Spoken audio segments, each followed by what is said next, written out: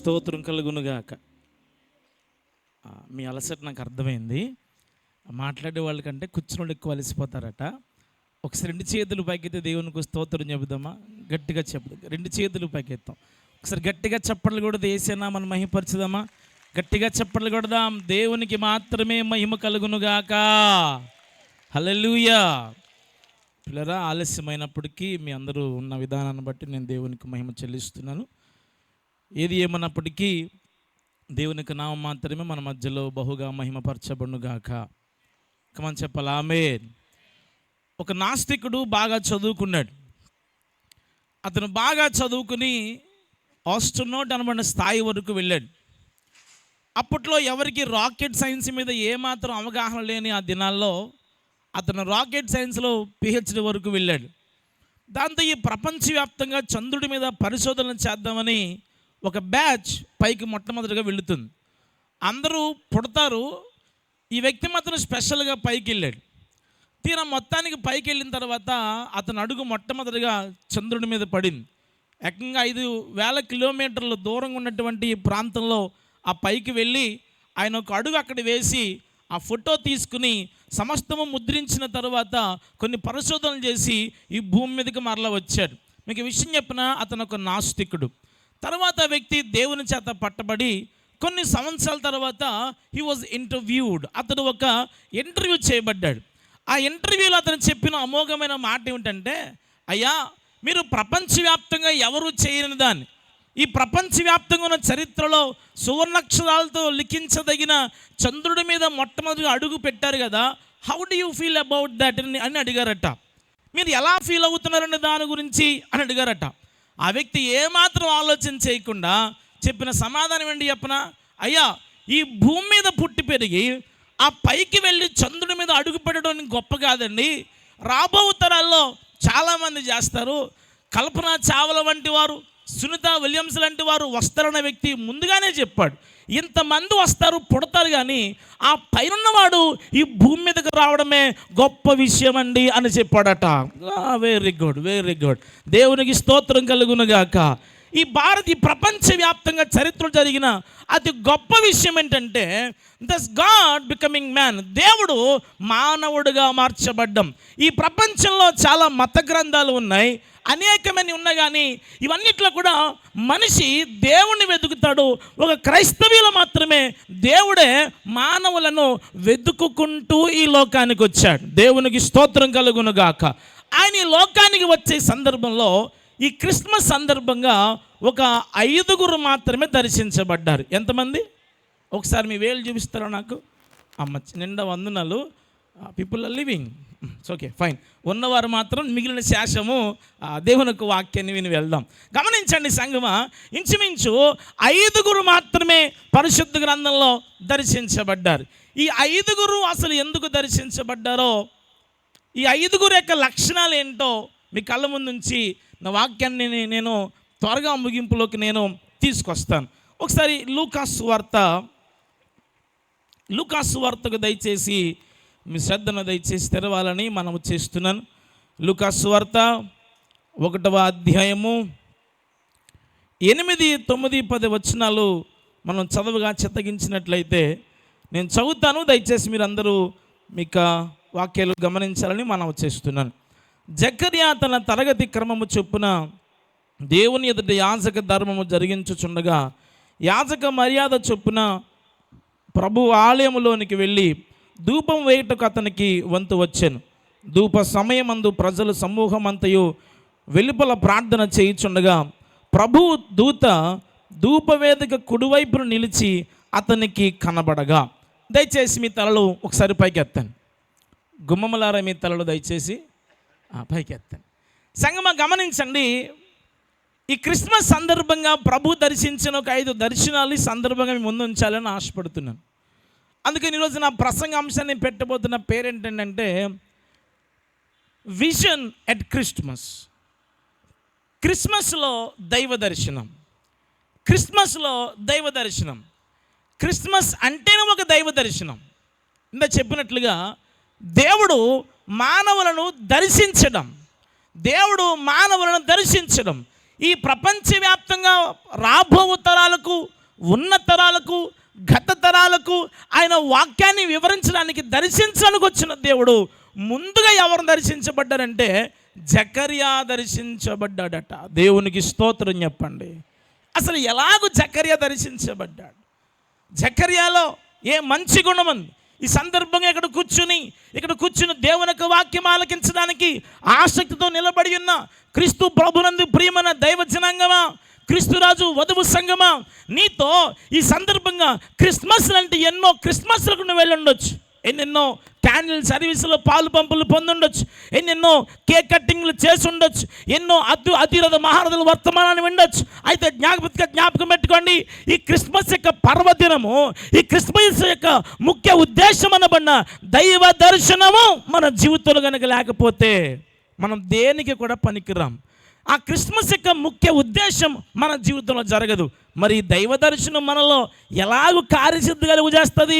ఇదిగో జకర్యా మనకు ఒక చక్కని సాక్ష్యాన్ని మనకు చెబుతున్నాడు. జకర్యా ఒక చక్కని విషయాన్ని మనకు చెప్తున్నాడు. అయ్యా, ఈ ప్రపంచంలో అందరికంటే I was the first person to be visited by the lord. దేవుడు అందరికి దర్శించడానికి మునుపు, దేవునికి దర్శనం ఈ భూమి మీదకి రావడానికి మునుపు, దేవునికి దర్శనం ప్రజలందరికీ కనబడడానికి మునుపు నాకు కనబడింది. ఎలాగ సాధ్యం ఇది? ఈరోజు ఇక్కడ కూర్చున్న ప్రియమైన దైవ జనాంగమా, నా జీవితంలో కూడా ఈ దర్శనం అనేది గనక ఖచ్చితంగా ఉంటే, క్రిస్మస్లు వచ్చిన పడుపున తరాన్ని చూసావు, కానీ క్రిస్మస్ రాకపోయినా సరే, ఆ దినము లేకపోయినా సరే మనం పడిపోకుండా స్థిరముగా నిలబడతాం. అటువంటి కృప, అటువంటి దైవ దర్శనం సమాజానికి రావాలంటే ఇదిగో ప్రభు అంటున్నాడు, జకర్యా వలె మనం ఉండాలట. హలో, నేను జకర్యాని దర్శించానయ్యా, జకర్యాకి నేను కనబడ్డానయ్యా. ప్రభువా, ఎలాగూ సాధ్యం ఇది? నువ్వు ఎలాగూ జకర్యాని దర్శించావు ప్రభు అంటే, మలాకి తర్వాత ఏముంటుంది? మీరు మాట్లాడాలి, ముందున్నవారు మాట్లాడాలి. మత్తయి ఉంటుందా? భలే చెప్పారా? తెల్ల పేపర్ ఉంటుంది. మరి ఇప్పుడు ఇంత చెప్పలేదా? మరి ఎంత కదా చెప్పాలి మీరు? తెల్ల పేపర్ అంటే అర్థం చెప్పనా? తెల్ల పేపర్ ఎందుకు ఉందని అంటే, ఇట్ వాజ్ సైలెంట్ పీరియడ్. దేవుడు ఏమీ ప్రజలతో మాట్లాడలేదు. ఎప్పటి నుంచో మాట్లాడుతున్నాడు, వీళ్ళు మాటలకిచ్చట్లేదు అని చెప్పి సైలెంట్ అయిపోయాడు అనమాట. 430 సంవత్సరాలు దేవుడు మౌనంగా ఉన్నాడు. నా కూతురికి నాకు గొడవ వస్తే 3 నిమిషాల కంటే ఎక్కువగా మాట్లాడకుండా నేనైతే ఉండలేను. ఆ పిల్ల ఉండగలదేమో కానీ నేను మాత్రం ఉండలేను. డాడీకి కొడుకు అంటే నా కొడుకు పప్పలు కొనగలడు మౌనంగా ఉన్నాడు అనుకోండి, మేబీ 1 2 3 అనేటప్పటికి నేనే వెళ్ళి మాట్లాడేయాలి. మౌనం చాలా కష్టం. మీరు చూడండి, మౌనంగా ఉండండి, ఒక్కడు మౌనంగా ఉండడం. పాస్టర్ గారు వారుతారు, అబ్బెబ్బే మౌనంగా ఉండరు. అమ్మ దయచేసి మీరు మౌనంగా ఉండి, అబ్బెబ్బే కుదరదు. పోతు బొబ్బ చెట్లు లాంటి బాక్సులు పెట్టి అరిసినా ఎవడు మౌనంగా ఉండడు. అంటే మనకు మాట్లాడడం వాగుడుకాయలు. మన అందరం లబ్బర పెదాలు వేసుకుని లొడలవాడడం బాగా అలవాటు. దేవుడికి ఎంత ఒళ్ళు మండితే మాత్రం, ఎంత కోపం వస్తే 430 సంవత్సరాలు మాట్లాడకుండా ఉంటాడు. ఈ 430 సంవత్సరాలు మాట్లాడకుండా ఉంటే ఆగండి ఒకసారి, మరి 430 సంవత్సరాలు గుడి తలుపులు మూసేశారు కదా, దేవాలయంలో బలులు లేవు కదా, దేవాలయంలో ధూపవేదిక లేదు కదా, అందరూ మరి పాటగాలి పరిస్థితి ఏంటి? అప్పుడు పాస్టర్ గారు లేవీలందరూ ఏం చేశారంటే వ్యవసాయం చేయడం మొదలెట్టారు. అందరూ వ్యవసాయం చేసుకుని మేము పెసలతో పాటే పర్లేము అని వదిలేసి ఎవరి మట్టుకు వాళ్ళు వెళితే, ముసలోడైపోయినప్పటికీ కూడా, వృద్ధాప్య మంది వచ్చేసినప్పటికీ కూడా, బిడ్డలు లేకపోయినప్పటికీ కూడా, తన భార్య వృద్ధమైపోయినప్పటికీ కూడా, అభియా తరగతి క్రమము చెప్పున యాజక ధర్మమును మర్చిపోని వ్యక్తి, యాజక సేవ మర్చిపోని వ్యక్తి, ధూపం వేయడం మానకుండా మేలు చేసినా చేయకపోయినా, దేవుడు మాట్లాడకపోయినా, సైలెంట్గా ఉన్నా లేకపోయినా, స్పందించకపోయినా తన ప్రయత్నం మాత్రం మానకుండా చేశాడు.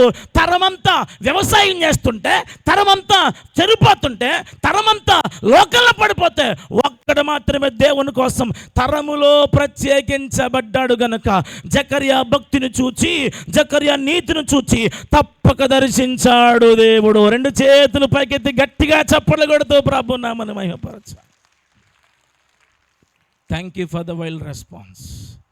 బిలే నీకు సంగతి చెప్పనా, నువ్వు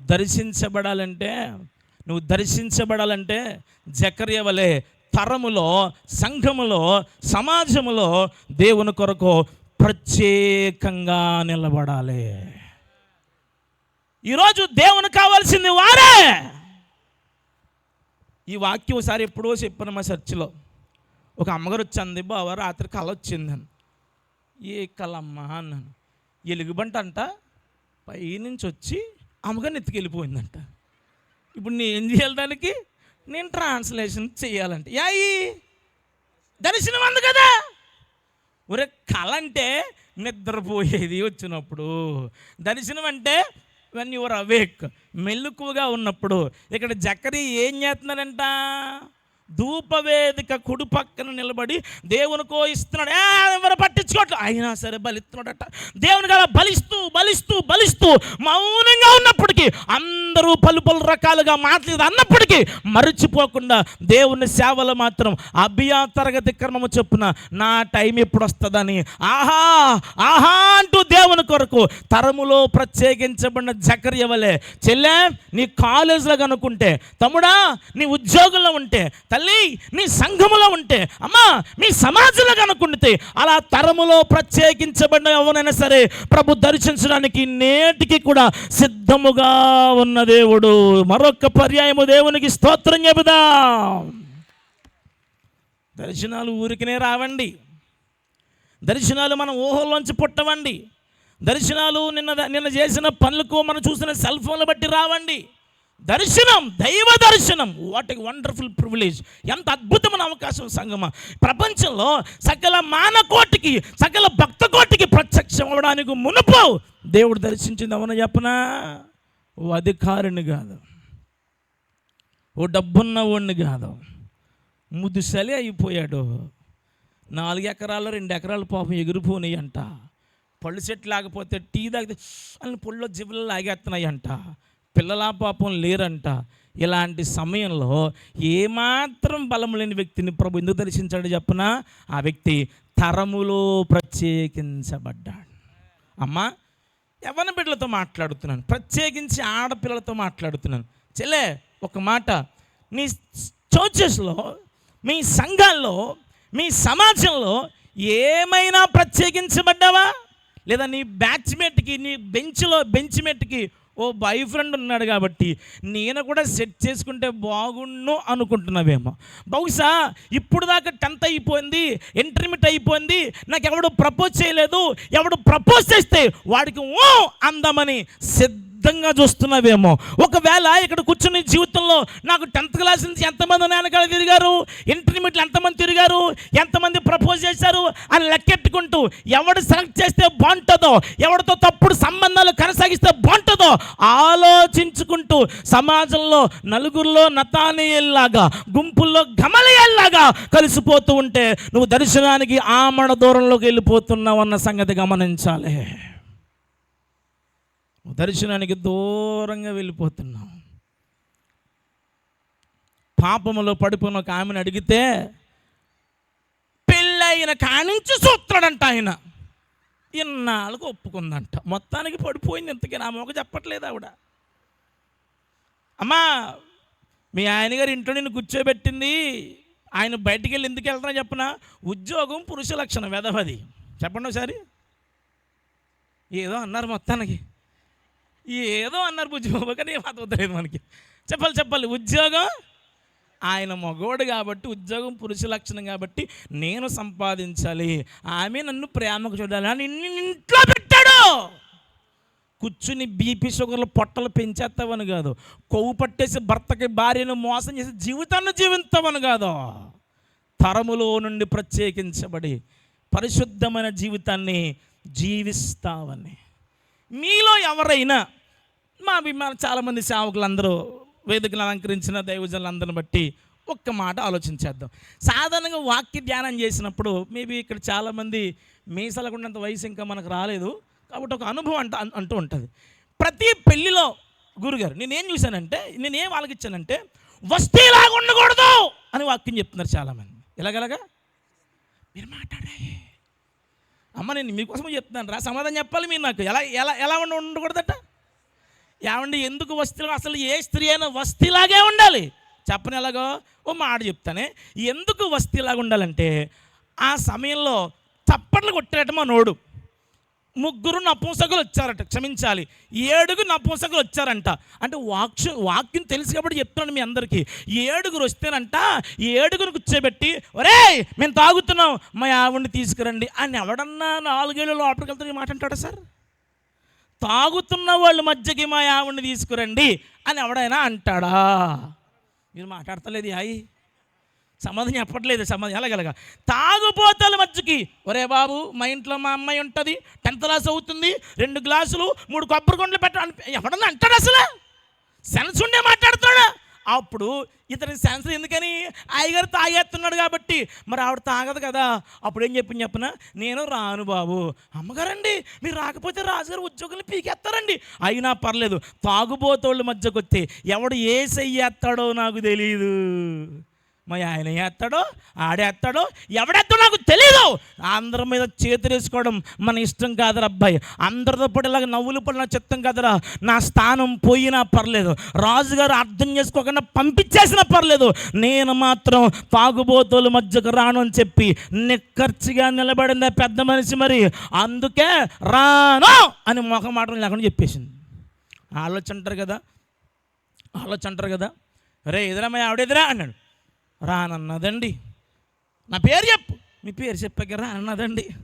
అలాగానే ఉడుకు మొత్తాన్ని వచ్చేసింది. మీకు విషయం చెప్పిన మగవాళ్ళకి పెద్ద ఖర్చు ఏం అక్కర్లేదు, ఉడుకు మొత్తాన్ని ఉత్తిరి వచ్చేస్తుంది. ఎలాగొచ్చేద్దో చెప్పిన, చూడు ఆ పిల్లడు చూడు ఇలా పట్టుకొచ్చేస్తాడు అంటే మా ఊళ్ళకి అభిషేకం 2 అభిషేకం దెబ్బ దిగిపోద్ది. మాకు ఆడవాళ్ళకేమో అనుమానం, మగవారికేమో ఈ ఉడుకు మొత్తం పెద్ద ఖర్చు ఏం అక్కర్లేదు, ఈజీగా వచ్చేస్తుంది. అయ్యగారికి ఉడుకు మొత్తం వచ్చేసి బయటకు గెంటేసినా పర్లేదు, కానీ పాపములో మాత్రం పడిపోనని తరములో నుండి ప్రత్యేకించబడింది ఆ మహాతల్లి. దేవునికి స్తోత్రం చెప్పాలి, హల్లెలూయా. మీరు ఎప్పుడైనా పేడ పురుగుని చూసారా? నా కలర్లు ఉంటుందా? మన కన్న కలర్లు ఉంటుందా? అది ఎలాగుంటుందని అంటే, ఆ కడిగి తీసిన ముచ్చు ఎలాగుంటుందో అలా ఉంటుంది అనమాట. అదే కడిగి తీసిన ముచ్చులాగా తలతల్లాడిపోద్దండి. వాస్తవానికి దానికి పుట్టింది ఎక్కడ? పేడలో. ఎండిపోయిన పేడలు ఉంటుంది మళ్ళీ అమ్మగారు. ఇంకా పచ్చిగా ఉన్న పేడలోనే దానికి Aadhaar card, PAN card, house tax మొదలగువన్నీ అక్కడే వచ్చేస్తాయి. మళ్ళీ మామూలుగా ఉంటుంది. మరి ఏ మాత్రం పేడ పురుగు పక్కకి వెళ్ళినా చాలా పేమాతున్నాను. అందుకే దాని పేరే పేడ పురుగు. పేడలోనే ఉంటుంది, కానీ పేడ తాలూకు మస్టు కొంచెము కూడా దాని మీద పడకుండా కడిగి తీసిన ముచ్చులాగా తలతల్లాడిపోతుంటుంది. నిత్యము తన్ను తాను ప్రత్యేకంగా కాపాడుకుంటూ ఉంటుంది. దేవుని నామానికి స్తోత్రం చెప్పండి. 2 చేతులు పైకి చెప్పాలి, హల్లెలూయా. అలాగనే జకర్యా ప్రత్యేకంగా ఉన్నట్లుగా ఎలాగెలాగా ఒక ఇంట్లో కాదు, ఒక తరములో నుండి ప్రత్యేకించబడ్డాడు. అమ్మా ఆడవాళ్ళు మీతో మాట్లాడుతున్నానే, మీరు అత్తమాలు ఆడవాళ్ళు అనుకుంటున్నారా? 2-3 పాయింట్లు ఉన్నప్పుడు మొగల దగ్గరకు వద్దాం. ముందు అమ్మలతో మాట్లాడదాం. మరి మన భారతదేశం మన మాతృభూమి కదా, ముందు అమ్మలు కదా, అందుకని మీ దాకా వచ్చాను అనమాట. అమ్మ నీకు విలువ ఎప్పుడు వస్తుంది చెప్పనా? నువ్వు ఆ ఇంటికి వెళ్ళిన తర్వాత ఆ ఇంట్లో కలిసి వస్తే కాదు. నీకు విలువ ఎప్పుడు వస్తుంది చెప్పనా? నువ్వు ఆ ఇంటికి వస్తూ 2 టాటలు సారి పట్టుకొచ్చినందుకు కాదు, కట్నము పొలమంట పట్టుకొచ్చినందుకు కాదు. నువ్వు ఆ ఇంటికి వెళ్ళి ఆ ఇంటి గుట్టు కాపాడితే, నువ్వు ఆ ఇంటికి వెళ్ళి ఆ ఇంట్లో వాళ్ళకి భిన్నంగా ప్రవర్తిస్తే, పోన్లే వాళ్ళ ముఖం ఎందుకులే, ఆ యొక్క ముఖం చూసి వెళ్దాం అని కనుక అనుకుంటే, నీ వల్ల ఇల్లుకి సాక్ష్యం, నీ వల్ల ఇల్లుకి మాదిరి కనుక కలిగి ఉంటే, అప్పుడు ఒక ఆడదానిగా నీకు వచ్చేది విలువ. ఆ విలువ ఎక్కడికి పోయినా పోదో, నీ వెంబడది వస్తూనే ఉంటుంది. అటువంటి కృప ప్రభు మనం చేత నింపాలంటే, నేటి సమాజం జకర్యా వలె తరమంతట్లో అందరూ ఒకదారి వెళ్తుంటే వీరొకరు ఒకదారికి వెళ్తున్నట్లుగా మనము ప్రత్యేకించబడిన జీవితాన్ని జకర్యా వలె జీవించాలి. జకర్యా జస్ట్ లివ్డ్ లైక్ దట్. జకర్యా అలాగూ జీవించాడు గనక అందరికంటే ముందు దేవుడు అతడిని దర్శించాడు.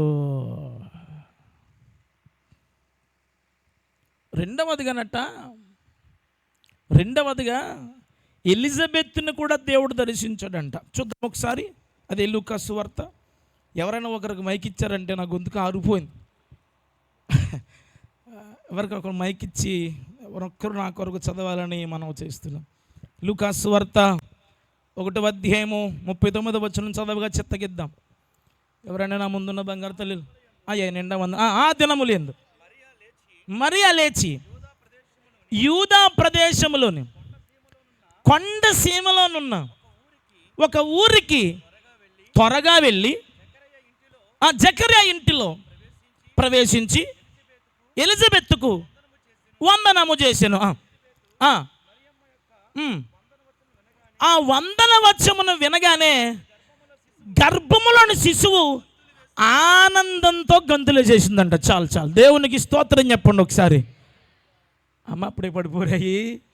2 చేతులు పైకి చెప్పాలి సార్, అందరూ హల్లెలూయా చెప్పాలి, హల్లెలూయా. నెంబర్ 1 జకర్యా దర్శించబడ్డాడు.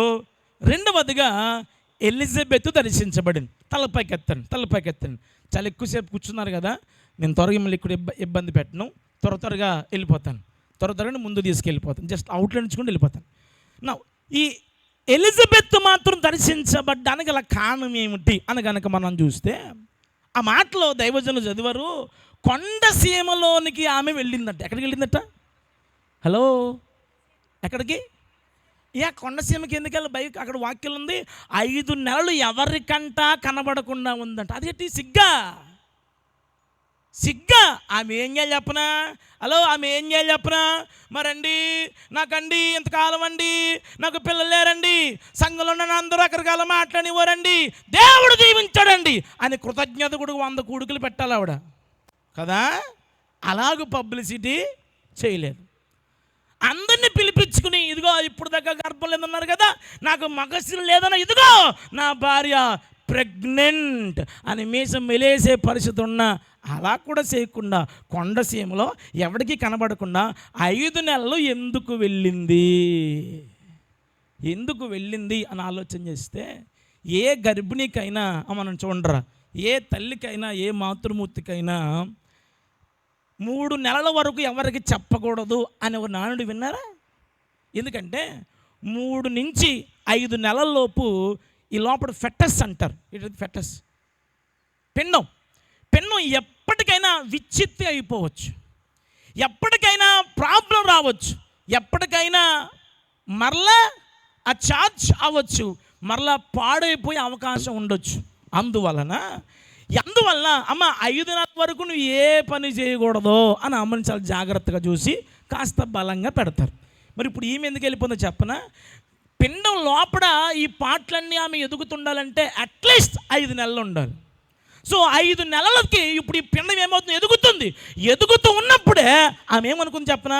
ఇతడు నాజీరు చేయబడినవాడు కదా, అయ్యయ్యో నా కొడుకు నాజీరు చేయబడినవాడు కాబట్టి సమాజంలో కనుకుంటే ఇలా అది తిను ఇది తిను అలా ప్రవర్తించు ఇలా ప్రవర్తించు అని అంటారు అని చెప్పి, కొడుకు నాజీరు చేయబడ్డాడు కదా అని గర్భఫలములో ఉండగానే ఆ బిడ్డ రూపాంతరం చెందుతూ మొదలెట్టినప్పటి నుంచే ఈ తల్లి కూడా నాజీరు చేయబడింది గనక, దేవుని కొరకు వ్రత స్త్రీగా నిలబడింది గనక, ఆ కుమారుడు కొరకు ఈ తల్లి కూడా ప్రత్యేకించబడింది గనక ఆమె దైవ దర్శనాన్ని పొందుకుంది. దేవునికి స్తోత్రం.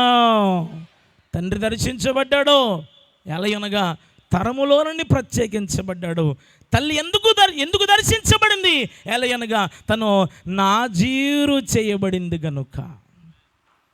నాజీరు చేయబడిన వాడు జుట్టు పెరగకుండా బయటికి రాకూడదు. అట్లీస్ట్ జుట్టు పెరగాలంటే 5 నెలల సమయం తీసుకుంటాడు. మీరు రాజమండ్రిలో రేడియన్స్ అని ఒక హాస్పిటల్ ఉంది, అక్కడికి వెళ్తే వాటి ముందు ఎలక్క చెప్పినట్టు చెప్పేస్తుంది, బాబు నువ్వు 5 నెలలు వరుసగా మందులు ఆడితేనే నీకు జుట్టు బాగా వస్తుంది. మనోళ్ళు 2 రోజులకి వాడేస్తారు, ఇంకా జుట్టు వస్తలేదు అని అక్కడికి వెళ్ళిపోతారు. మళ్ళీ వాస్తవానికి ఏదైనా మళ్ళీ పెరగాలంటే 5 months పడుతుంది. దట్స్ వై అందుకనే ఆ ఎదిగేటప్పటికి నేను కూడా నాజీరు చేయబడాలి, నా కొడుకు మాత్రమే కాదు నేను కూడా నాజీరు చేయబడాలని ఆ తల్లి ప్రత్యేకించబడింది. దేవునికి స్తోత్రం.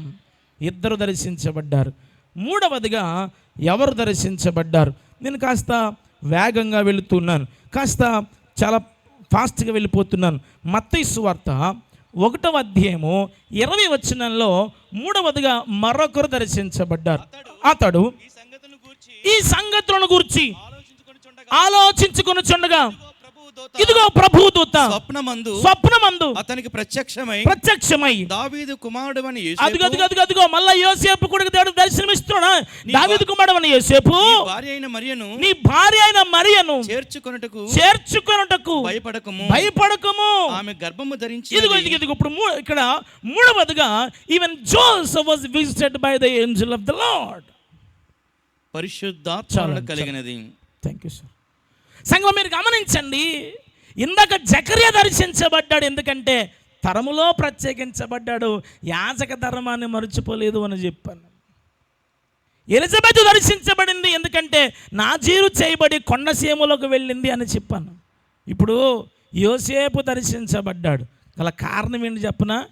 ఒకవేళ యోసేపు మీద కనుక నిలబడితే బోల్డెన్ కారణాలు మనం చెప్పొచ్చు. వీళ్ళందరూ కూడా అతిరథ మహారథులు, వక్త ప్రవక్తలు కాబట్టి యోసేపు గురించి వాక్యం చెప్పండి అంటే ఒక్కొక్క 7 అంశాలు చెప్పొచ్చు. బట్ ఒకే అంశాన్ని మాత్రం మీ కళ్ళ ముందు నేను పెడతాను. అసలు దేనికి దేనికి ఆ వ్యక్తి దర్శించబడ్డాడు? మత్తయి సువార్త 1వ అధ్యాయము 19 వచనం చదువుకుందాం. ఆమె భర్త అయిన యోసేపు నీతిమంతుడయుండి ఆమెను అవమానపరచనొల్లక. పురుషులు జాతిగా ఆలకించండి.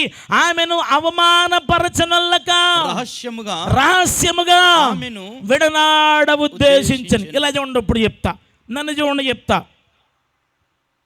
యోసేపు నువ్వెందుకు దర్శించబడ్డావు అంటే, ఇదిగో యోసేపు గురించి బైబిల్ ఇలా వ్రాయబడి ఉంది. అతనికి వాస్తవానికి పెళ్లికి ముందే గర్భవతి అయిన భార్య దొరికిందంటే వాస్తవానికి ఇతను ఎవరు? ధర్మశాస్త్రానికి బౌండ్ సర్వెంట్, బాగా అవగాహన వాడు. కనుక ఏం చేయాలి చెప్పనా? ఆమెను పంచాయతీలో పెట్టించి రాళ్ల చేత ఏం చేయొచ్చు చెప్పాలే? సమాధానం చెప్పండి సార్ మీరు నాకు. రాళ్ల చేత కొట్టించవచ్చు, కానీ కొట్టకుండా పాపం ఎందుకు అలా ఆడవాళ్ళు పరువు తీయడం, పాపం ఎందుకు అనవసరంగా అమ్మాయి పరువు తీయడం అని చెప్పి ఆడవారి గౌరవానికి భంగం కలగకుండా ఒకరిని అవమానపరచడానికి ఇష్టపడని నీతిమంతుడంట యోసేపు. దేవునికి స్తోత్రం. ఎలాంటి నీతిమంతుడు చెప్పనా? ధర్మశాస్త్రాన్ని బట్టి నీతిమంతుడు కాదు. ఎలాగ నీతిమంతుడు చెప్పనా? క్రియలను బట్టి నీతిమంతుడు. మనలో చాలామంది మగవారికైనా ఆడవారికైనా అతి త్వరగా వచ్చేసేది ఏంటంటే ఒకరిని అవమానపరిచే గుణం. అమ్మా జాగ్రత్త, జ్ఞాపకం పెట్టుకోండి. మీ లైఫ్లో ఎప్పుడు ఎవరిని ఎక్కడ తక్కువగా చూడొద్దు. ఎప్పుడు ఎవరి సేవని తక్కువ చేసి మాట్లాడొద్దు. ఎవరి వ్యక్తిత్వాన్ని తక్కువ చేసి మాట్లాడవద్దు. ఎవరి సంసారాన్ని తక్కువ చేసి మాట్లాడొద్దు. యోసేపు నీతిమంతుడే. ఎలాంటి నీతిమంతుడు చెప్పనా? ఒకరిని అవమానపరచనల్లని నీతిమంతుడు. మనకి ఎంత సరదా అంటే, ఎంత ఇష్టం అంటే, ఒకరి గురించి చెప్పుకోవడం బాగా ఇష్టం, ఒకరి గురించి మాట్లాడుకోవడం బాగా ఇష్టం, ఒక సేవకుడి గురించి మాట్లాడుకోవడం చాలా ఇష్టం, ఒక సేవకుడి కోసం మాట్లాడుకోవడం అబ్బో బేభత్సమని ఇంట్రెస్ట్. వాస్తవానికి సంఘంలో బేభత్సమైన పాపిష్టి బ్రతకంతా వాళ్ళ దగ్గర ఉంటుంది. అది మాట్లాడుకోకూడదు. మనం గనక ఒక పొరపాటు కనుక చేస్తే, పొరపాటు జరిగితే అదే దాని మనుషులు ఏం చేస్తుంటారో హైలైట్ చేస్తూ ఉంటారు. కొందరు సేవకులు అలాంటి వాళ్ళ కోసమే గమనిస్తూ ఉంటారు. ఎప్పుడైతే సంఘంలో ఆ వ్యతిరేకత వచ్చిందో, రండి నేనున్నాను మీ అందరికీ అని ఆయన ఇంకో పులిహోర ఈయన మొదలెడతాడు. మళ్ళీ అయ్యా జ్ఞాపకం పెట్టుకోండి, ఎప్పుడు ఒకరిని అవమానపరచిన గుణం మనకు ఉండాలి. పరిశుద్ధ గ్రంథంలో నోవాహు అనే వ్యక్తి తాగడట. బైబిల్ ఉంది, అతడు మద్యపానాన్ని సేవించాడట, బట్టలు లేకుండా పడుకున్నాడంట. ఆగండే, తాగేసింది ఎవరు? మాట్లాడరారా? తాగేసింది ఎవరు? నోవాహు. బట్టలు లేకుండా పడుకుంది ఎవరు? కన్ను మిన్ను కానకుండా పడిపోయింది ఎవరు? నోవాహు. పొద్దున్న లెగిసి మనవల్లో కానాను శపించబడిన వాడే అంటాడు. ఇది ఎక్కడ గొడవ? కానాను శపించబడాలా? బైబిల్ ఏముండాలి? నోవాహు శపించబడిన వాడై అని ఉండాలి. ఎందుకంటే it was Noah who was intoxicated. అక్కడ మైకములో తప్పదాగి పడిపోయింది ఎవరో? నోవాహు. కానీ పొద్దున్న లెగిసి శపించబడింది ఎవరు? కానాను శపించబడ్డాడు. ఎందుకు శపించబడ్డాడు చెప్పనా? అతడు బట్టలు లేకుండా పడుకున్నప్పుడు నోవాహు ఏం చేయాలి చెప్పనా? తన వస్త్రం తీయాలి, పై వస్త్రం తీయాలి. అతని యొక్క మానాన్ని అన్నిగా భావించకండి, అతని యొక్క రహస్య భాగాలు బయట కనబడకుండా వస్త్రాలతో కప్పాలి. కప్పడం మానేసేసి వెళ్ళి షేముకి హాముకి యాపేతుకు చెప్పాడంటే వెళ్ళి దాంతో నోవాహుకు అభిషేకం వచ్చేసింది. పొద్దున్న లెగిసి శపించేశాడు. కానాను ఏం తప్పు చేశాడు? ఏ తప్పు చేయలేదు. ఒకరిని అవమానపరిచిన వాడు. మనం ఏమనుకుంటామంటే వ్యభిచారమే గొప్ప పాపం అనుకుంటాం. ఎస్, పాపమే. విగ్రహారాధన గొప్ప పాపం. ఎస్, విగ్రహారాధన గొప్ప పాపమే. దొంగతనమే, లంచగొండితనమే, నరహత్య గొప్ప పాపం. ఎస్, ఖచ్చితంగా గొప్పవే. దాంతోపాటు సమానంగా ఒకరిని అవమానపరచడం కూడా అంతటి పాపమే. లేరా మనలో? 3 బిడ్డలను కన్న తర్వాత ఏ తల్లి అయినా, ఏ ఆడబిడ్డ అయినా ఆపరేషన్ చేయించుకుంటుంది కదా, 3 సార్లు కోస్తారు కదా. కాబట్టి తన శరీర భాగంలో మార్పులు వస్తాయి. ఆమెలో అందం పోతుంది. ఆమెలో అక్కడ లావుగా వారు అయిపోతారు, సన్నగా అయిపోతారు. ఈ గర్భిణీ వల్ల ఏ షుగరో, ఏ థైరాయిడో ఏదో వాళ్ళకి ఎటక్ అయిపోతుంది. లేరా? ఈ వివాహ బంధాన్ని అవమానపరిచి ఈ 3 ఇక ఇన్నిసార్లు ఇలా అయిపోయినాయి మేము ఈమెను విడిచిపెట్టి అదే సంఘంలో మరొకరితో తప్పుడు సంబంధాలు పెట్టుకున్న మనుషులు లేరా? కరమగాలిపోయి వీళ్ళందరూ మనం ఎక్కడ తగులుతారు? సంఘంలోనే తగులుతారు. మరి నేను మాత్రమే మాట్లాడాలి. మీకు ఇచ్చిన సమయం అయిపోయింది. నేను మాట్లాడడం మాత్రమే మీరు మౌనంగా ఆలకించాలి. No, you are wrong directed. You are wrong directed. You are wrong directed. No, you are wrong directed. మీకు టైం వచ్చినప్పుడు మీకు అయిపోయింది. No, never ever. ఖచ్చితంగా కాదు. సేవకులు కాదు.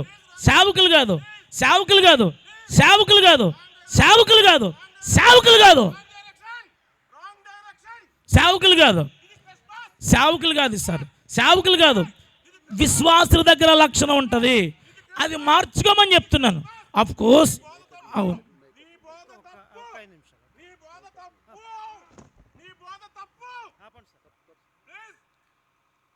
సరే అన్న, కూర్చోండి.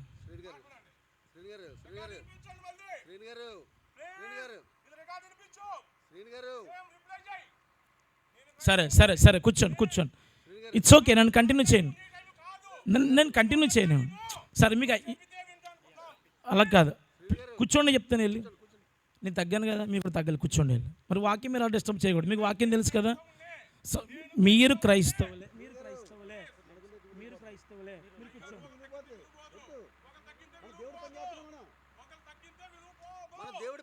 నన్ను కంప్లీట్ చేయనివ్వాలి. మీరు నాకు మాటను కంప్లీట్ చేయనివ్వాలి. చేయించుకోండి. మీరు ఇంటికి వెళ్తారు. అలా మీరు కూర్చోండి. Right, okay. అందరూ కూర్చున్నాడు. చేస్తారు, లాస్ట్లో చేస్తారు. నన్ను మధ్య మీ ఎస్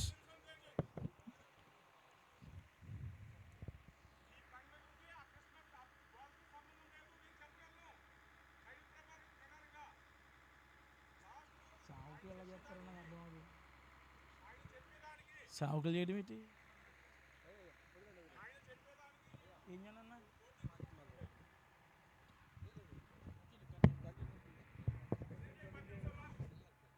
ఆలోచించండి. ఎలా వెళ్తే చెప్పండి ఒకసారి.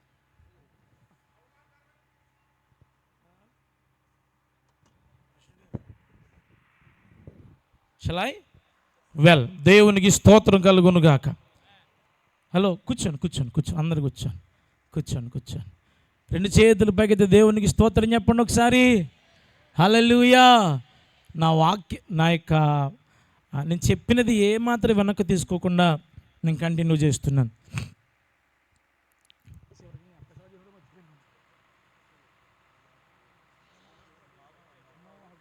Yes, Novahu. Thank you very much.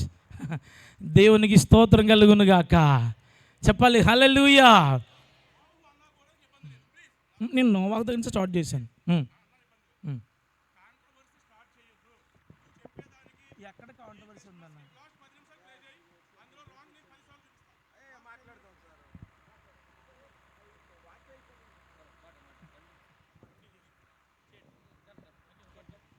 Okay, that's fine.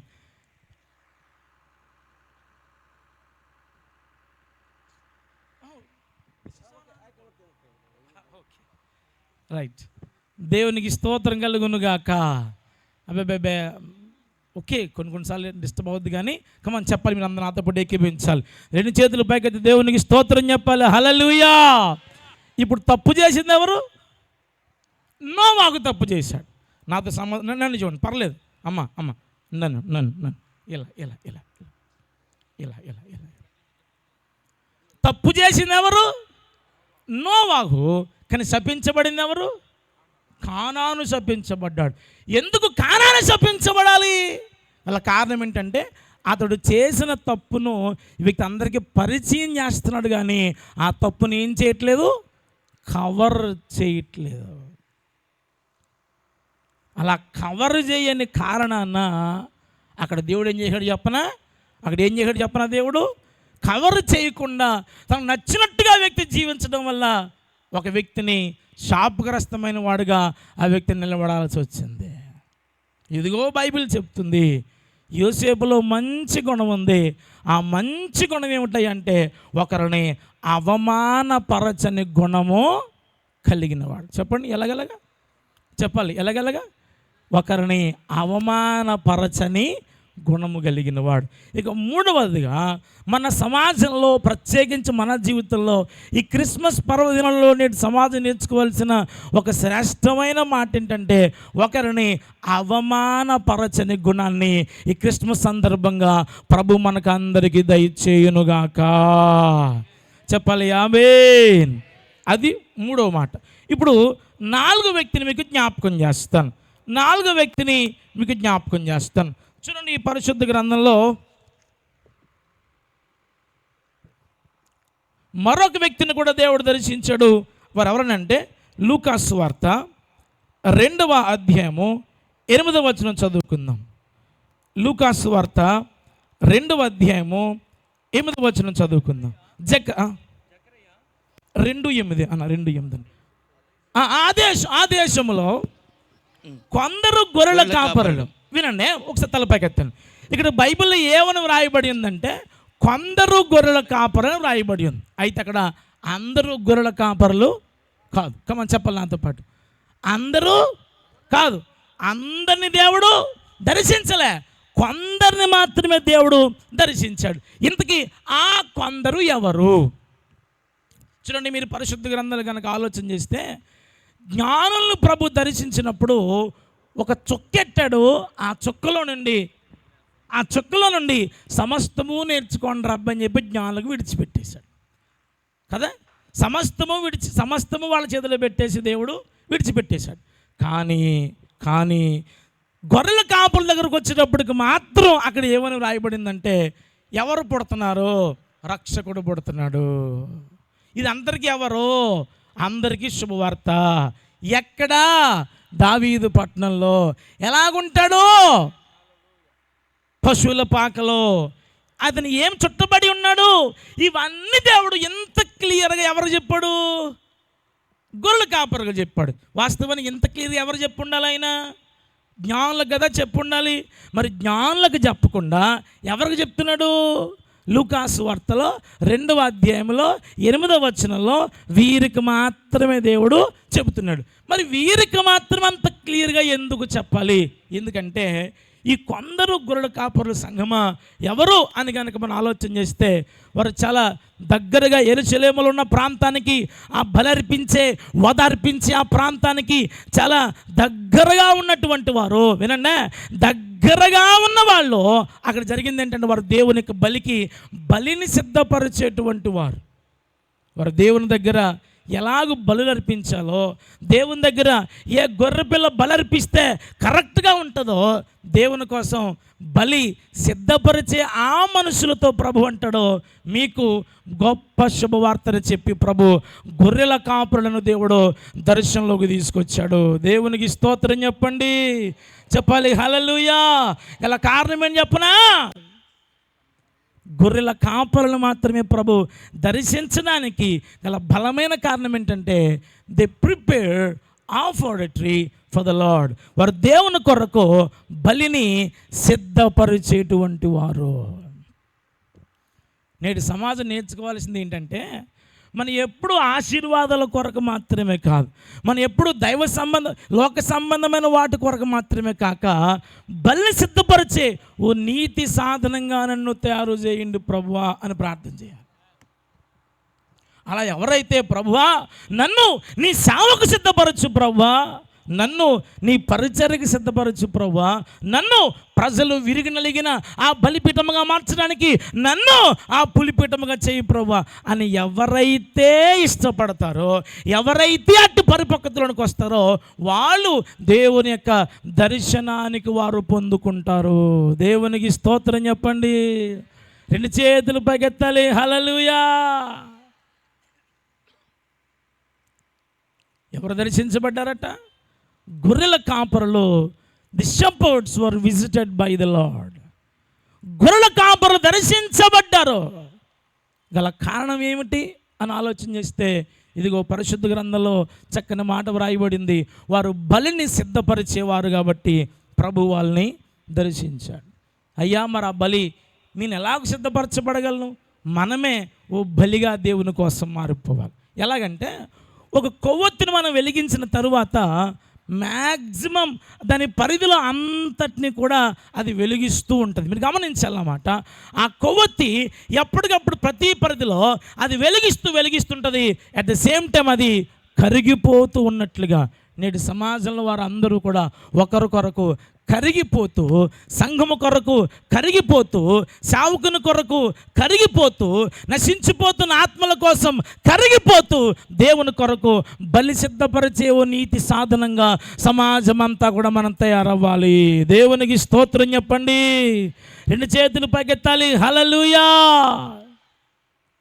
మోషే కింద గొడవ జరుగుతుందట, కింద యుద్ధం జరుగుతుందట.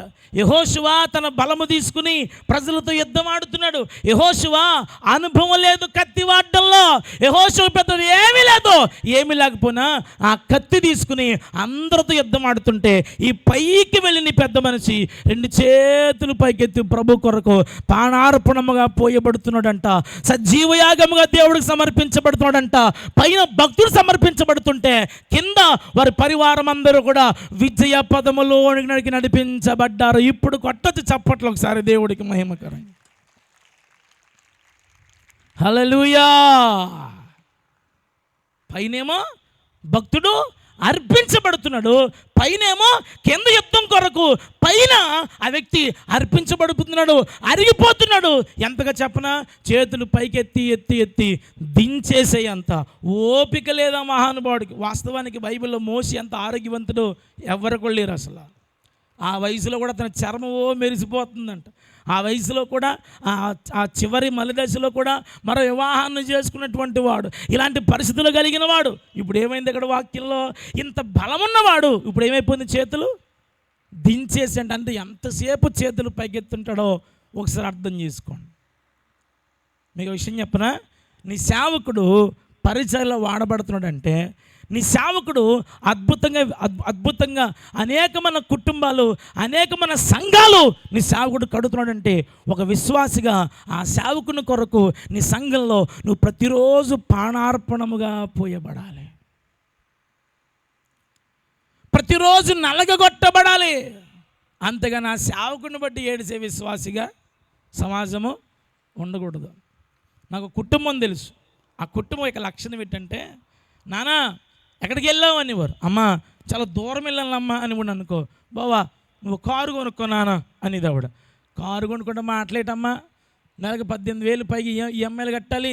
ఎలాగ తల్లి అంటే ఆవిడ నాతో అంది, నీకెందుకు నాన్న నేను నీకు నా దశభాగం కనీసం ఒక 5,000 ఇస్తాను అని చెప్పింది ఆవిడ. అలాగే 2-3 సంఘ విశ్వాసులు, నాన్న నువ్వు కారు కొనుక్కో, నేను ఈఎంఐకి హెల్ప్ చేస్తాను కొన్ని వాగ్దానాలు చేశారు. సరిగ్గా ఎప్పుడైతే నేను కారు కొనుక్కుని ఆదివారం తీసుకొచ్చి ఇలాంటి కేకులు అందరికీ పంచిపెట్టాను, కేక్ కట్టుకుని వెళ్ళిపోయిన పెద్ద మనిషి నేటి వరకు నాకు కనబడలేదు. ఎవరు కూడా మళ్ళీ ఇప్పటి కూడా నాకు కనబడలేదు. వాళ్ళ ఇంటి పక్కనే మొన్న చిన్న కూడికి వాక్యం చెప్పడానికి వెళ్ళా, అప్పుడు కూడా పెద్ద మనిషి రాలేదు. దాన్ని బట్టి మీకు ఏమర్థమవుతుంది? విశ్వాసులు ఎంతసేపు అయినా బాగుపడవచ్చు, కానీ సేవకుడు మాత్రం అలాగ కాదురా బాబు.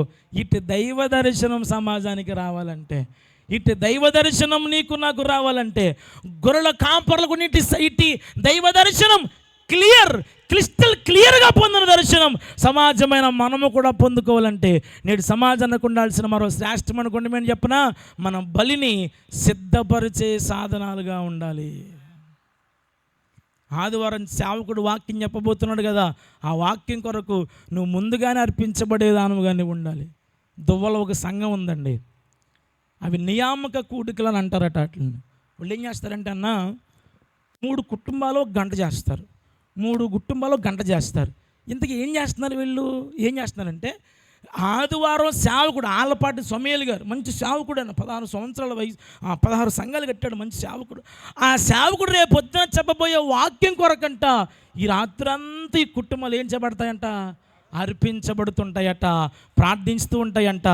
బలిపీఠం మీద అవన్నీ ప్రతిరోజు కూడా సజీవయాగముగా రేపటి బలి కొరకు, రేపటి దివ్య బలి పూజ కొరకు వారు ఆ రాత్రి దేవుని కొరకు సిద్ధపరచబడ్డారట. దేవునికి స్తోత్రం. ఎన్నెన్నో క్రిస్మస్లకు వెళ్ళిపోయాం మనం, ఎన్నెన్నో క్రిస్మస్లకు వెళ్ళి మనం కావాల్సినవి పట్టుకుని వచ్చేసాం, బహుమానాలతో తిరిగి వచ్చాం, ఏదో చాలా వడ్లతో అరటి పళ్ళతో ఆశీర్వాదంతో తిరిగి వచ్చాం. ఓ పని చేయండి, ఈ క్రిస్మస్ కూడికలలో, ఈ క్రిస్మస్ ఆరంభించబడిన నా జీవితంలో ఈ సంవత్సరం నుంచి ఈ క్రిస్మస్లో ఆ రోజు గొర్రెల కాపరులు ఎలాగైతే బలి కొరకు సిద్ధపరిచారో, అయ్యా నా సేవకుడు ఆదివారం చేయబోయే పరిచర్యలో నేను సిద్ధపరుస్తాను. ఈ తీర్మానంలోనికి కనుక రాగలిగితే మనం పరిపక్వత కలిగినటువంటి విశ్వాసులం, పరిపక్వత కలిగిన పరిచారకులముగా మన అందరం కూడా ఉంటాం. దేవునికి స్తోత్రం చెప్పండి. 2 చేతులు పగతి చెప్పాలి, హల్లెలూయా. నలుగురు గురించి చెప్పాను నేను. వీళ్ళు నలుగురు కూడా దర్శించబడ్డవారే. ఏ సందర్భంగా? క్రిస్మస్ సందర్భంగా. ఏ సందర్భంగా? నీల్ ఆర్మ్స్ట్రాంగ్ అనే వ్యక్తి పైకి అనుభవం గొప్ప అనుకుంటే ప్రపంచం కాదు, ఆ పైనున్నవాడే కిందకి రావడం గొప్ప. ఆ పైనున్న దేవుడే ఈ భూలోకానికి రావడం గొప్ప. ప్రతి మత గ్రంథాల్లో, ప్రతి ప్రాంతాల్లో మనిషే దేవుణ్ణి వెతుకుతుంటే, ఇక్కడ దేవుడే మనిషిని నశించిన దాన్ని వెతకి రక్షించడానికి ఈ లోకానికే వచ్చి నీ దేవుడు ఈరోజు నీకు దర్శనమిచ్చునుగాక. ఈరోజు నీకు నాకు దర్శనమిచ్చునుగాక. అది మన జీవితంలో ప్రవేశించబడాలంటే, అది మన జీవితంలో కార్యసిద్ధి కలగాలంటే, నేడు సమాజానికి ఉండాల్సిన మరో శ్రేష్టమైన గుణం ఏంటి చెప్పనా? మనం జరగబోయే పరిచర్య కొరకు, జరగబోయేటువంటి సేవ కొరకు, అర్పించబడబో బలి కొరకు మనల్ని మనము సిద్ధపాటు చేసుకునే వారముగా మనందరం ఉండాలి. చివరిగా మరియతో దయాప్రాప్తురాలు చూడండి, మాట ఒకసారి ఆ మాటను చూపిస్తాను చూడండి.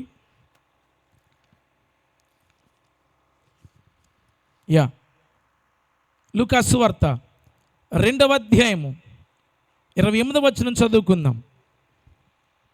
లూకా సువార్త 2వ అధ్యాయం 28వ వచనం. అతడు ఒక్క నిమిషం చూడండి. 1వ అధ్యాయం సార్, 1:28.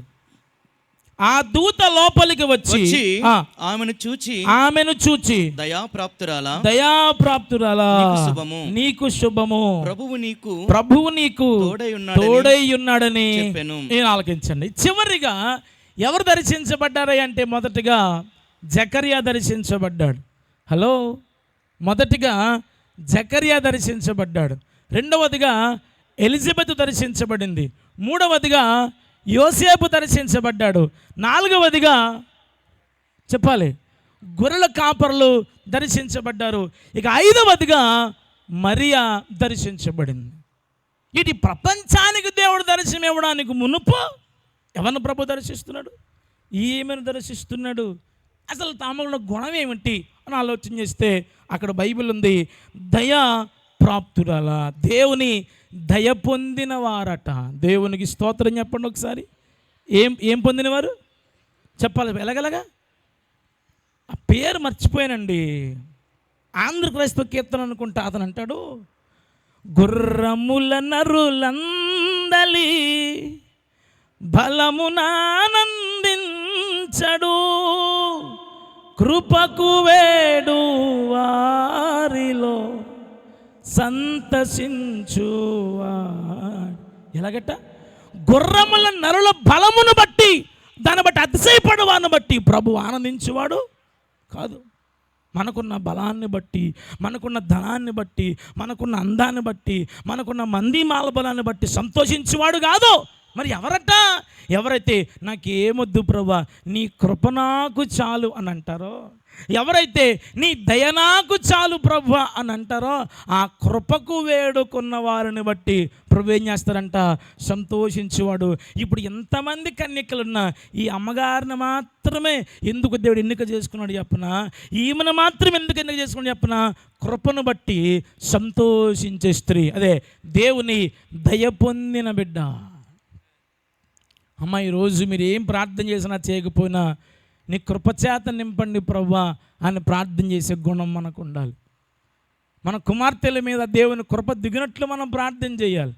కుమార్తెల మీద కానీ దేవుని కృప దిగిందనుకోండి, వారు మనల్ని బజార్లో నిలబెట్టరు, ఏ పోలీస్ స్టేషన్ దగ్గర నిలబెట్టరు, ఏ మాస్టర్ ముందు మనల్ని నిలబెట్టరు. పైగా మన పేరు ఫలానా వారు నా తల్లులు అని కాకుండా, ఫలానా ఆమె నా కుమార్తె, ఫలానా వాడు నా కొడుకు అని చెప్పుకునే స్థాయిలోనికి మన బిడ్డలు వస్తారు. అదే కదా మనందరికి కావాల్సింది. నా కొడుకు అని చెప్పుకోవాలని కోరిక, నా కూతురు అని చెప్పుకోవాలని కోరిక. ఇలాంటి కృప మనకు రావాలంటే మన బిడ్డల మీద ఎవరు నిలబడాలట? ఎలాగలగా? దేవుని కృప నిలువబడాలి. సూసను కోటలో చాలామంది కన్యకలు ఉన్నారు, చాలామంది కన్యకలు ఉన్నారు. వీళ్ళందరిలో హదస్సా అనబడిన ఎస్తేరు మాత్రమే ఎంపిక చేయబడింది.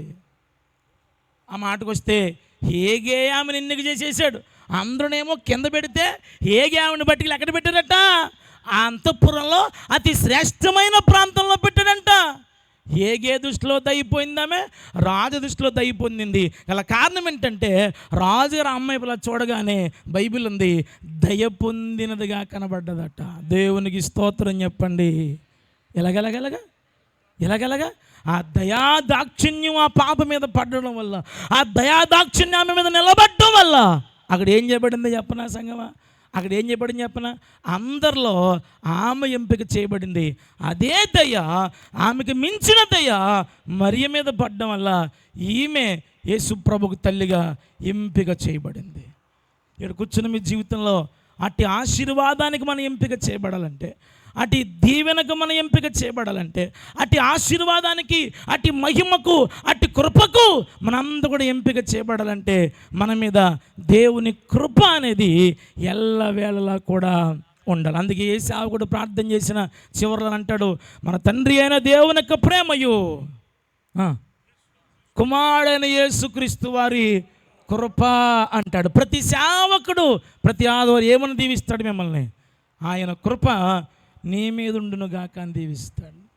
సేవకుడు ఎప్పుడు దీవించేవాడండి, సేవకుడు ఎప్పుడు ఆస్వాదించేవాడండి, సేవకుడు ఎప్పుడు కూడా మీరు బాగుపడితే సంతోషించేటువంటి సేవకుడు అండి. ఫలానా మన సంఘంలో ఒక ఉద్యోగస్తులు అంటే ఫలానా వాళ్ళు మా సంఘం అండి అని గొప్పగా చెప్పుకుంటారు. ఆ మాటకు వస్తే మీకు మీ గొడవలు కనుక అయినాయి అనుకోండి, మీ సొంతోళ్ళే మీకోసం చెప్పుకోరు. కానీ సేవకుడు దర్జాగా చెప్పుకుంటాడు. సేవకుడు సంతోషిస్తూ చెప్తాడు. మీరు వచ్చినట్టుగా మీరు క్రిస్మస్ల గాడికి వచ్చారనుకోండి, ప్రత్యేకంగా మీకు ఏం చేస్తారు? ఆయన ఓ పాట ఇచ్చేస్తారు, మీకు సన్నిధిని అందరి ముందు ఎక్నాలెడ్జ్ చేస్తారు. ఎక్కడికి వచ్చిందా ఇదంతా అంటే, it's because your graced by the lord. నువ్వు దేవుని చేత కృప పొందిన దానవు గనుక. అటువంటి కృప ఈరోజు మన అందరూ కూడా పొందాలి అని దేవుని సేవకుడు నేను కోరుకుంటూ ఉన్నాను. మొత్తం 5 లక్షణాలు చెప్పాను, 5 వ్యక్తిని మీకు జ్ఞాపకం చేశాను. ఈ 5లో కామన్గా ఏముందో చెప్పిన క్రిస్మస్ సందర్భంలో దర్శనాన్ని వారు పొందుకున్నారు. ఈ క్రిస్మస్ సందర్భంగా మనము దర్శనం చేత నింపబడదాం. ఆ దర్శనం చేత నింపబడి పవిత్రతను కాపాడుకుంటూ, పరిశుద్ధతను కాపాడుకుంటూ వాక్యానుసారంగా జీవిద్దాం. అట్టి కృప ప్రభు ఆయన రాకడ మన పోకడ పర్యంతము ప్రభు మనకందరికీ దయచేయునుగాక. అలాగూ లేచినప్పుడు ఒకసారి థ్యాంక్ యూ. అందరిలాగా లేచి నిలబడదాం. చిన్న ప్రార్థన, ఒక 5 నిమిషాలు, 11, 18 ఇంచుమించు అందరూ ఒకసారి లేచి నిలబడదాం.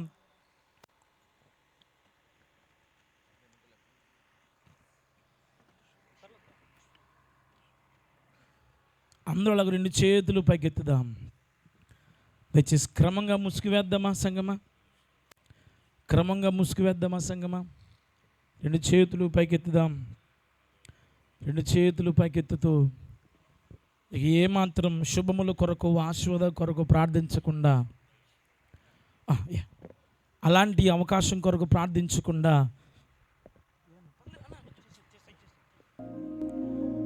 2 చేతులు పైకెత్తుతూ ప్రభు అటువంటి కృప నాకు దయచేయండి ప్రభు, అటువంటి సహాయం నాకు దయచేయండి. తనకిచ్చే బాబుకిచ్చే. స్తోత్రం స్తోత్రం. నా బిడ్డలకు ఈ క్రిస్మస్ సందర్భంగా నీ కృప దయచేయండి ప్రభు అని ప్రార్థించండి. ఇక్కడ చాలామంది అభిషక్తులు ఇక్కడ నిలబడ్డారు. దేవుని యొక్క రక్తంలో కడగబడిన వారు అనేక మంది నిలబడ్డారు. వీరందరూ చేతులు పైకెత్తి మీ కొరకు ప్రార్థన చేయబోతూ ఉండగా, వీళ్ళందరూ మీ కొరకు చేతులు పైకెత్తి మీ కొరకు ప్రార్థన చేయబోతూ ఉండగా అలాగూ 2 చేతులు పైకెత్తుతూ చిన్న ప్రార్థన చేద్దాం. స్తోత్రం స్తోత్రం స్తోత్రాలు. అట్టి కృప నాకు దయచేయండి ప్రభా, అట్టి కనికరం నాకు దయచేయండి ప్రభా, అట్టి సహాయం నాకు దయచేయండి ప్రభా. జకర్యా వలె తరములో నుండి ప్రత్యేకించబడు కృప నాకు దయచేయండి ప్రభా. ఎలిజబెత్ వలె నీకు నా జీరు చేయబడు కృప నాకు దయచేయండి ప్రభా. గొర్రెల కాపరుల వలె నీ బలి కొరకు సిద్ధపరిచే నీతి సాధనంగా చేయండి ప్రభా. యోసేపు వలె ప్రభా, యోసేపు వలె ఒకరిని అవమానపరచని స్థితి మాకు దయచేయండి. యోసేపు అనుకుంటున్నాడు, అయ్యయ్యో ఎందుకు ఆమెను అవమానపరచడం అనుకుంటున్నాడు, అయ్యయ్యో ఎందుకు ఆమెని రాళ్ళ చేత కొట్టి చంపడం అనుకుంటున్నాడు. ఏమాత్రం గాయపడినా పాపం ఆడపిల్ల కదా అనుకుంటున్నాడు. కనికరించాడు.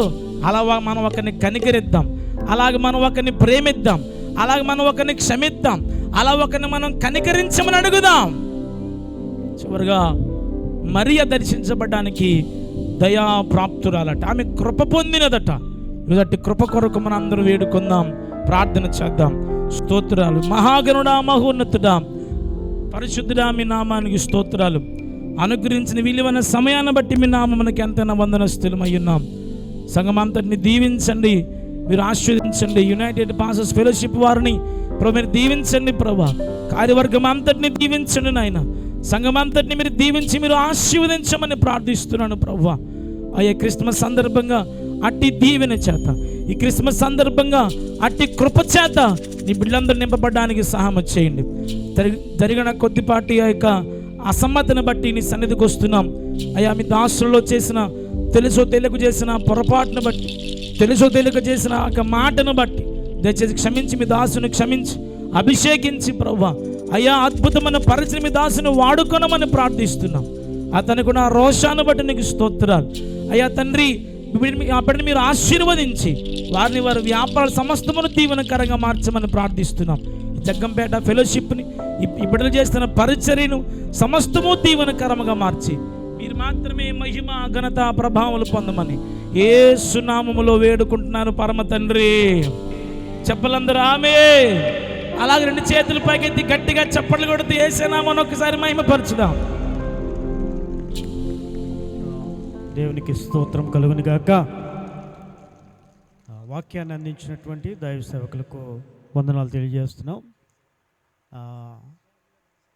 ఇంకొక చిన్న కార్యక్రమం ఒకటి ఉంది. ఒక నిమిషం అందరూ అలా కూర్చోండి. చిన్న ప్రార్థన చేసుకుని ముగింపు ప్రార్థన ఆశీర్వాదంతో వెళ్దాం. ముగింపు ప్రార్థన ఆశీర్వాదంతో వెళ్దాం.